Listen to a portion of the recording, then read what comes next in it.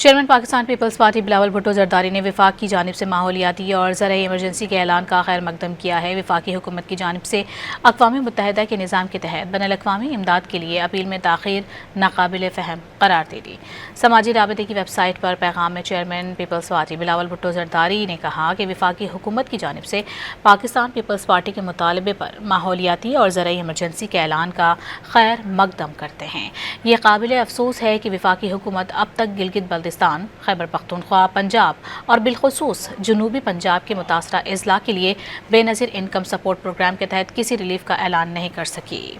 Chairman Pakistan Peoples Party Bilawal Bhutto Zardari نے وفاق کی جانب سے ماحولیاتی اور زرعی ایمرجنسی کے اعلان کا خیر مقدم کیا ہے۔ وفاقی حکومت کی جانب سے اقوام متحدہ کے نظام کے تحت بین الاقوامی امداد کے لیے اپیل میں تاخیر ناقابل فہم قرار دے دی۔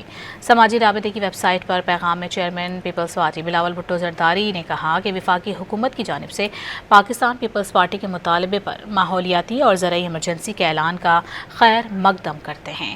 یہ قابل افسوس ہے کہ وفاقی حکومت اب تک گلگت بلتستان، خیبر پختونخوا، پنجاب اور بالخصوص جنوبی پنجاب کے متاثرہ اضلاع کے لیے بے نظیر انکم سپورٹ پروگرام کے تحت کسی ریلیف کا اعلان نہیں کر سکی۔